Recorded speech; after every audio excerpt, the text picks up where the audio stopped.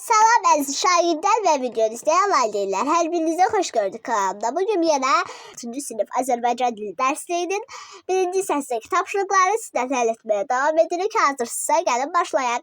Artıq səhifə 16-dayıq, 3-cü fəsildəyik. Gəlin bir tapşırığına baxaq. Sizcə müəllif öz əsərini adlandırarkən nəyə istinad edir? Oxuduğunuz bədii əsərləri xatırlayın və uyğunluğunu müəyyən edin. Deməli, söz vermişəm, Qaraca qız 5 həftə hava şarında. Söz vermişəm, uşaqlar mətnində uşaq söz verirdi və sözün üstündə də dururdu. Yəni buna C variantı deyə bilərik.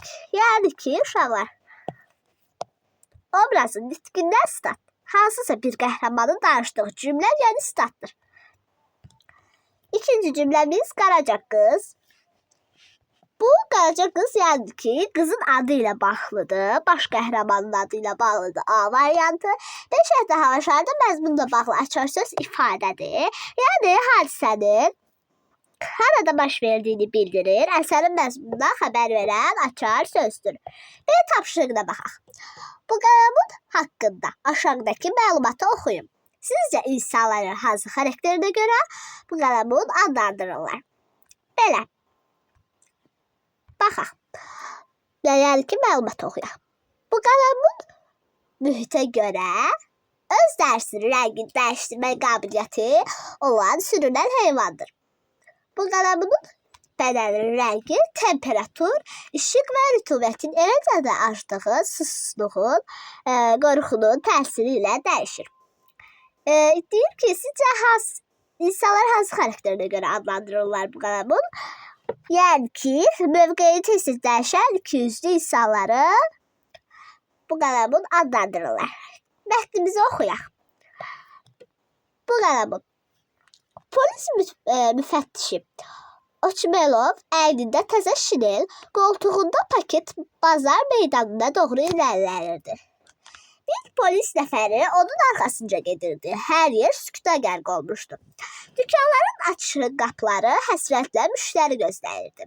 Uzaqdan kimsə çığırdı. Düşləri yaramaz, lənətə gəlmiş heyvan. Ey uşaqlar, tutun, qoymayın. Oçmelov səslərin gəldiyi səmtə baxdı. Zərgə Xrikin qışqıra-qışqıra iti qovdu.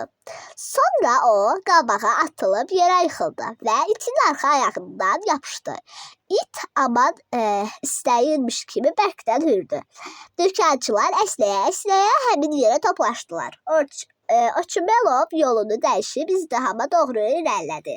İzdihama səbəb olan İt tir-tir titrəyir, iri gözlərində qorxu görünürdü. Oçmelov soruşdu, burada nə baş verib? Xrikin sağ əlini havaya qaldırıb qanayan barmağını müfəttişə göstərdi. Mən öz dükkanıma alver edirdim. Birdən bu heyvan məni səbəbsiz yerə dişlədi.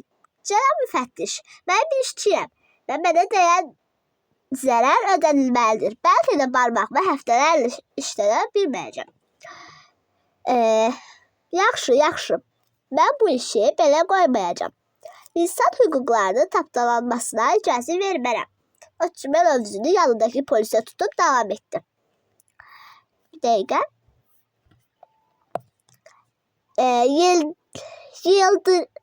Yeldirin. Tez itin sahibini tap və yanına gətir. İti isə bir yerə bağlayın. Çox güman quduzdur.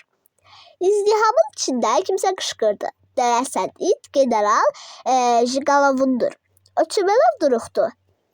Yeldirin, paltomu çıxarmağa kömək elə. Hava çox istidir. Oçmelov Xrikinə dedi. Burada nəysə anlaşılmazlıq var. İt sənin barmağını necə dişləyə bilər? Axı, bəlkə sənin barmağına mismar batıb, amma itin üstünə atırsan.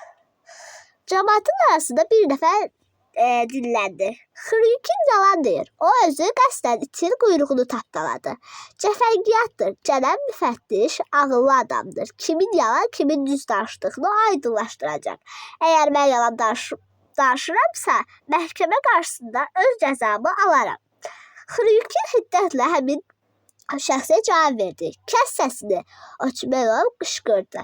Cənab müfəttiş, məncə bu it generalın deyil. Onun bütün itləri o itdir, deyə polis itə diqqətlə baxdım.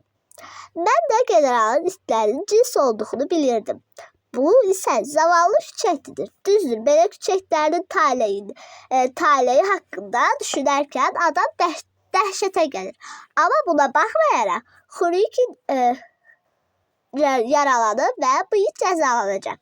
Bəlkə generalın itidir. Üzərində yazmayıblar ki, elə bir generalın həyatında buna bənzər bir it görmüşdüm deyə polis mızıldandı. Məncə də bu it general Jigalovundur. İzdihamdan bir səs eşidildi. Yıldırın külək gücləndi. Elə bir üşüyürəm, paltomu ver deyə Oçmelov pıçıldadı. Yıldırın Oçmelova paltosunu geyinməyə kömək etdi. Yıldırın bu itin generalın olub-olmadığını dəqiqləşdir.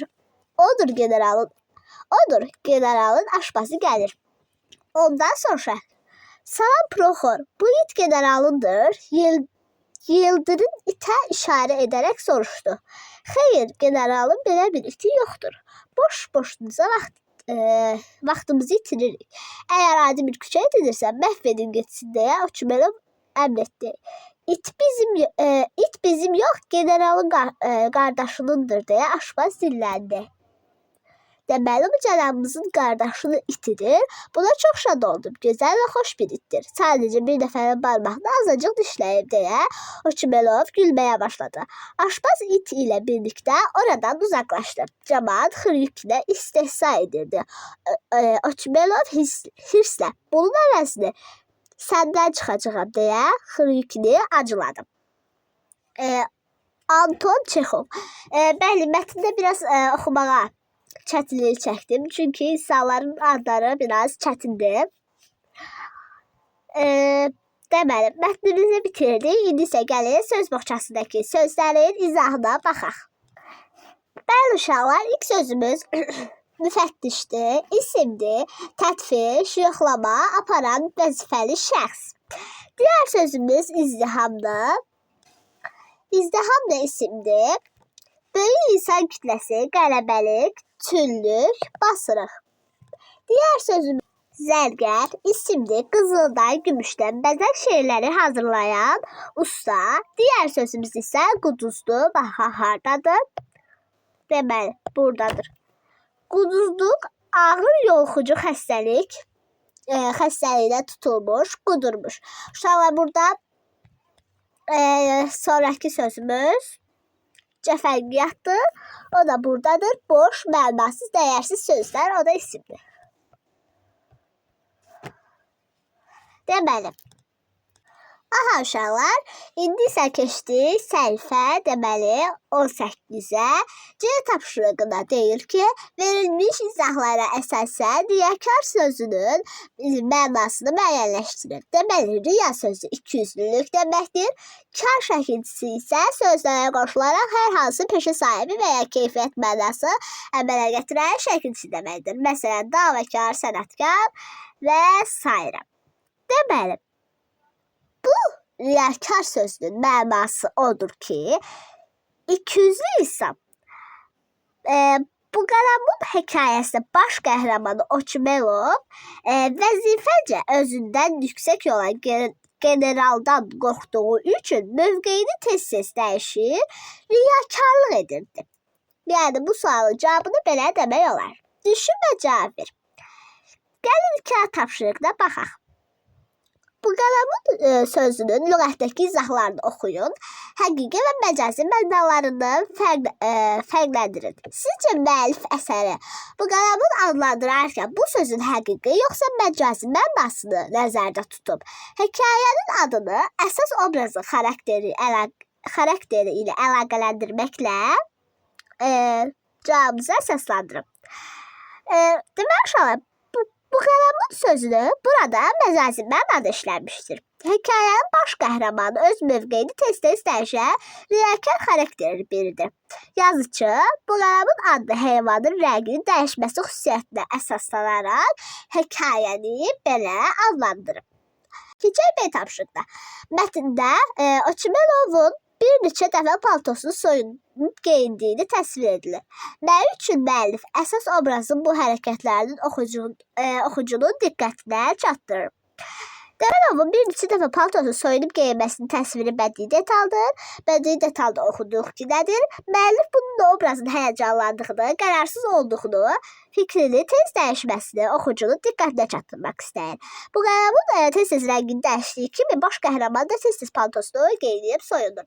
Buna baxaq. Mətində müvafiq epizodları nəql etməklə Oçumelovun xarakterindəki digər xüsusiyyətlər haqqında danışır.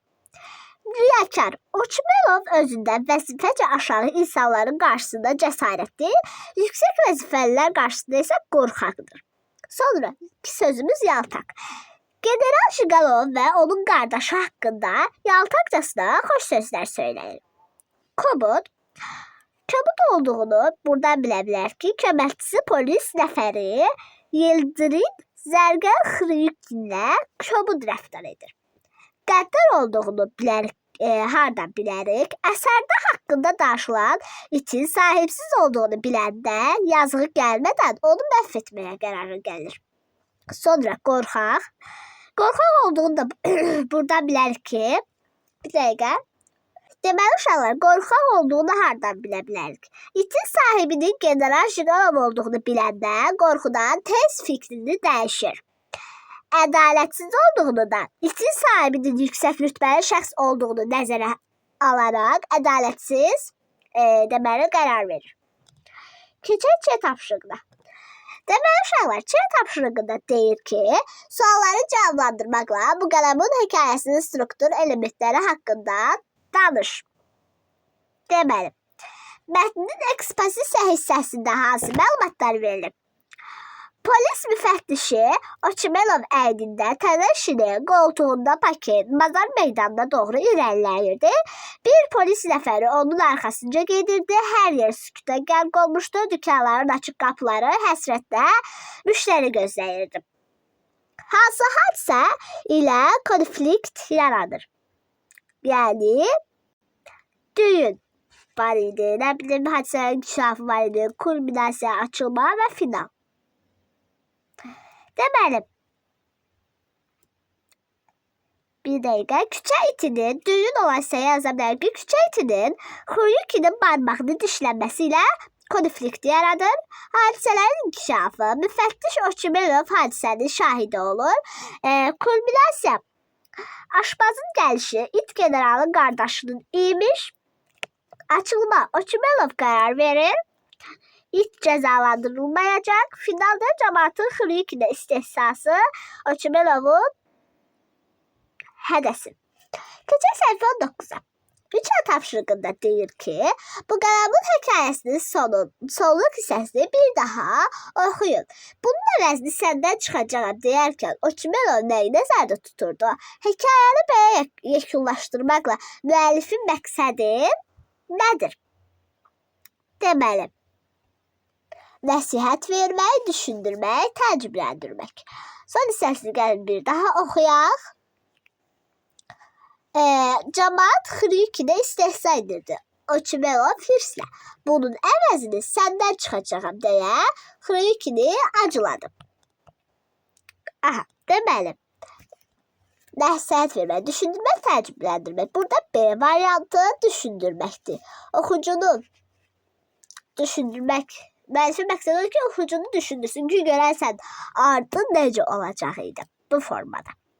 Keçək B tapşırığına. Aşağıdakı məlumatlarla tanış olan hekayələri oxuyun. Bir dəqiqə. Müəllif hekayəni yekunlaşdırarkən müxtəlif üsullardan istifadə edir. Nəsihətamiz sonluq. Hadisələrdən nəticə çıxarmaq üçün müəllif oxucuya ibrətamiz məsləhət verir. Gözlənilməz sonluq, hekayə gözlənilməz hadisə ilə bitir və oxucunu təəccübləndirir. Deməli, oxuyaq ilk öncə, sonra da cavabları verək. Hədiyyə, Milad bayramı yaxınlaşırdı. Della həyat yoldaşına hədiyyə almaq istəyirdi. Yadına düşdü ki, cibin saatının zənciri yoxdur. Ona görə də həmişə saatın cibində gəzdirir. Ən yaxşı hədiyyə saat üçün zəncir ola düz oxumadım. Ən yaxşı hədiyyə saat üçün zəncir ola bilərdim. Yaxınlıqdakı mağazada gözəl saat zənciri aldım. Amma Dellanın ona pulu çatmırdı. Qız güzgüdəki əksinə diqqətlə baxdı. Sancaqları çıxarıb saçınlaşdı. Nə düşündüsə cəld evdən çıxıb yaxınlıqdakı bərbərxanaya getdi. Bərbər onun uzun şabalıdı saçlarını əvəzinə $20 verdi. Saat zəncirini ovucunda gizlədən Della səbirsizliklə Cimi gözləyirdi. Qapı açıldı. Cim içəri girdi. Della'nın qısa saçlarını görən kimi Cim yerində donub qaldı. Della əlindəki zənciri Cimə uzatdı. Cim, əzizim, Milad bayramı mübarək. Saçlarım üçün isə kədərlənmə. Onlar yerindən uzanacaq. Cim acı gülümsədi. Paltosunun cibindən hədiyyə qutusunu çıxarıb Della'ya verdi. Della tələsik qutunu açdı. Qutunda qaşlarla bəzədilmiş bir cüt daraq var idi. Daha sonraki mətnimiz isə dəniz qorxusudur. Gəlin oxuyaq. Deyəsən bu mətni biz keçmişik. Bir şah öz qulu ilə gəmiyə binmişdi. Bu qul ömründə dəniz səfərində olmamışdı. O qorxudan ağlamağa başladı. Gəmidəkilər nə qədər çalışdılarsa onu sakitləşdirə bilmədilər. Qulun bu halını görən şahın kefi pozuldu daha doğrusu. Gəmidəkilərin biri vəziyyəti belə görüb dedi: İcazə versəniz onu sakitləşdirərəm. Bunu deyib adam əmr etdi ki, qulu dənizə atsınlar. Qulu dənizə atdılar. Tulladılar. O bir neçə dəfə suya batıb çıxdı. Sonra qulu saçlarından tutub gəmiyə qaldırdılar. O gəmiyə çıxan kimi dinməz söyləməz bir küncdə oturdu. Onun bu hərəkəti şaha qəribə gəldi. Bunun səbəbini həmin müdrik adamdan soruşdu. Kişi cavab verdi. Bu qul dənizdə batma qorxusunu keçirməmişdi. Ona görə də gəmidəki rahatlığın qədrini bilmirdi. Çətinliyə düşməyə sakitliyin qədrini bilməz. Sədir Şirazi. Deməli, Hədiyyə adlı hekayə gözlənilməz sonluqla bitir. Gözlənilməz sonluq. Yəni ki, bunlar hədiyyə mətni uyğundur. Hədiyyə mətni uyğundur. Oxucu Cimin Della'ya məhz uzun saçlar üçün daraq alacağını gözləmir. Dəniz qorxusu adlı hekayə isə nəsihətamiz sonluqla bitir. Hekayədə baş verən hadisələrdən belə bir nəticəyə gəlmək olur ki, insan çətin vəziyyətə düşməyənə qədər yaşadığı rahatlığın qədrini bilməz. Yəni, nəsihətamiz sonluğa da dəniz qorxusu mətni uyğundur. Dəniz qorxusu. Yazın bir öncə. Dəniz qorxusu.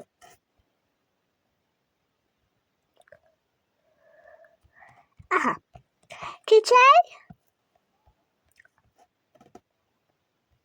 Burada yazılmışdı. Hansı hekayə gözlənilməz, hansı nəsihətamiz sonluqla bitir. Mətnləri sizlərə etməklə fikrinizi əsaslandırın. Biz də bunu zaten elə bu dəqiqə dedik. C tapşırığı da deyir ki, bu qələmin hekayəsinin sonluğunu dəyişib yenidən yazın. Deməli, gözlənilməz sonluğa bitirir, nəsihətamiz sonluqla bitirir. Gözlənilməz sonluğa aid nümunə belə deyə bilər ki, elə bu vaxt generalın qardaşı öz xadımı ilə bazar meydanında göründü. Onlar dükanların vitrininə baxa-baxa izdihama doğru irəliləyirdilər. Generalın xanımı sevimli itinin xaltasına yapışmışdı. Oçumen o bir qarşısında tir-tir titrəyən, bir də generalın yanında güvənlə addımlayan itə baxdı. Nə qərar verəcəyini bilməyən Oçumelov gülüşü üzündən donmuşdu. Nəsihətamiz sonluğa aid nümunə elə bu vaxt cəmaatın arasından bir yaşlı kişi üzünü Oçumelova tutub dedi: Sözünün ağası olmayanı xalq dinləməz. Bir də unutma, Ədalət olmayan yerdə nizam, intisam olmaz. Məsələn, bu formada deyə bilərik. Keçək səhifə 20-yə. Samitlərin tələffüzü. Deməli, uşaqlar 4A tapşırığına baxaq. Cədvəldə deyir boşluqlara uyğun gələn samitləri müəyyən edin. Cingiltili samitlər və kar samitlər. Biz 5-ci sinifdə keçmişdik ki, deməli, kar samitlərin asan üsulu 3 dənə sözümüz var idi. Pişik, həftə və seçki sözləri. Bu sözləri yazırıq. Sonra sahitləri çıxardırdıq və əlavə də təbii ki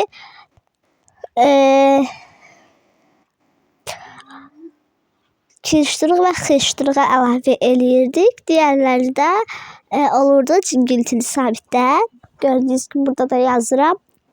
Deməli, sonra da qalanları da bilirdik ki, cingiltili samitdir, yəni kar samitlər deyirdik.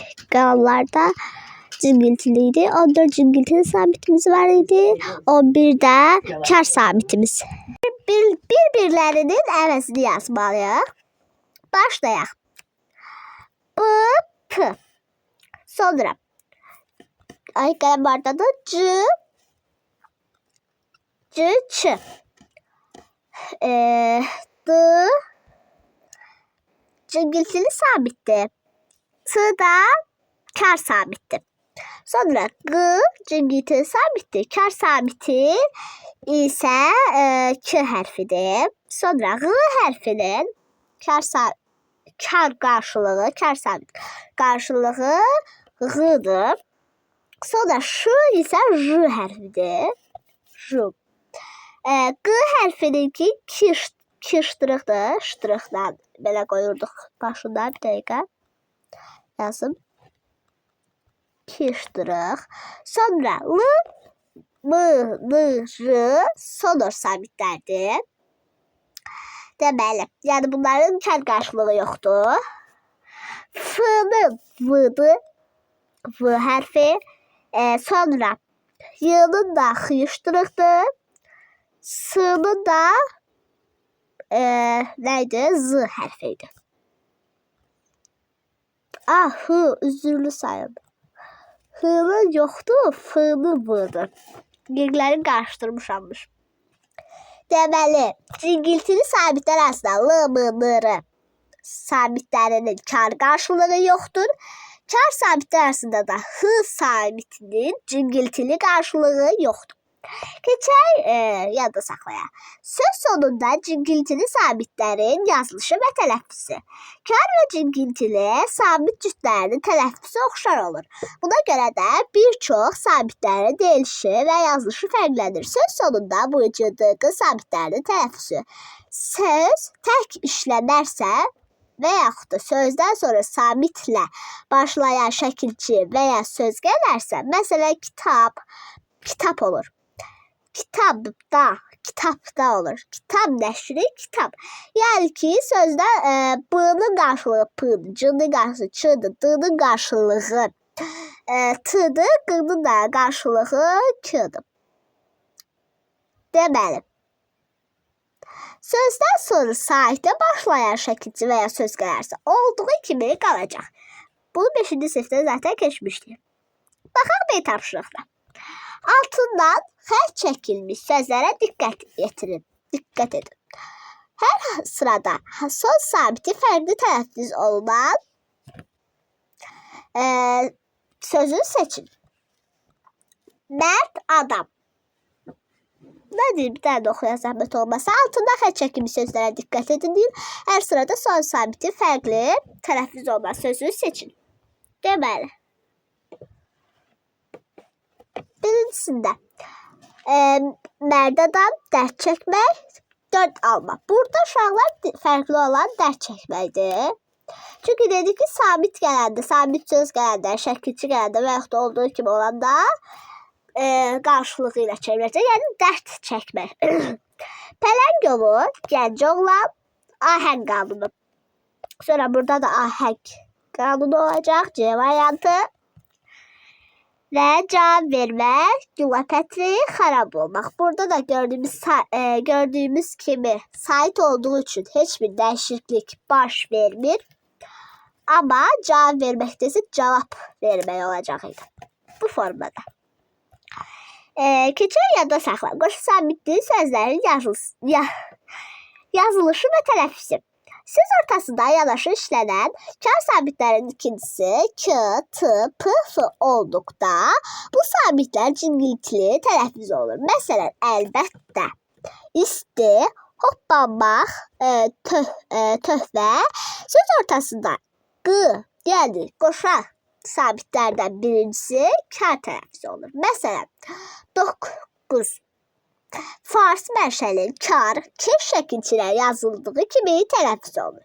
Sənətkar, sənətkar. Sənətkar olduğu kimi qalacaq.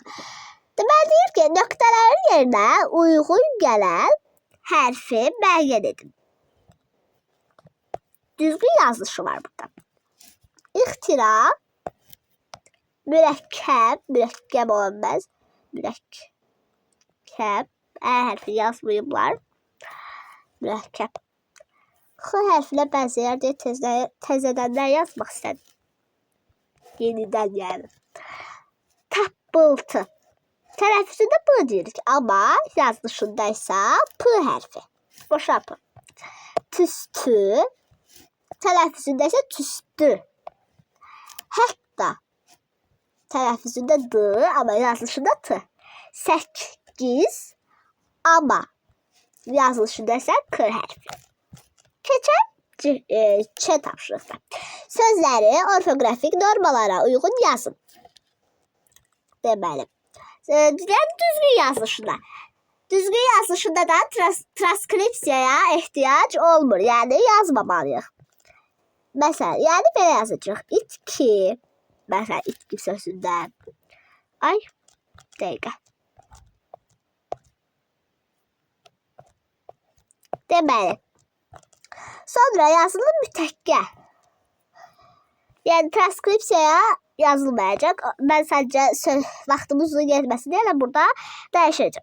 Sonra mütəkkə 2 hərfi. Taqqıltı. Burada da taqqıltı olacaq. Yəni bir dənə də q hərfi olacaq. Bu yəni ehtiyacımız yoxdur. Bu hərf dəyişiləcək, q olacaq yerinə. Təşəkkür. Sonra asta. Bir də quppultu. Sonra asfalt. Deməli, belə. Deyil tapşırığına baxaq. Hansı sözlər k sabiti cingiltili tələffüz olunmur? Cingiltili tələffüz olunmur. Deməli, məskən olacaq. Tələffüzündə bu arada. Təşkilat olacaq. Zəhmətkeşdə isə olduğu kimi qalacaq. Çünki biz dedik ki, fars mənşəli kar və yaxud da k şəkilçilə yazıldığı kimi tələffüz olur. Məsələn, sənətkar elə sənətkar. Zəhmətkeş elə zəhmətkeş. Belə. Videonu bəyəndinizsə like atmağı və kanalımıza abunə olmağı unutmayın. Başqa hansı videolar sizsinizsə kommentlərdə bildirin. Sağ olun, yeni videolarda görüşmək üzrə. Hələlik.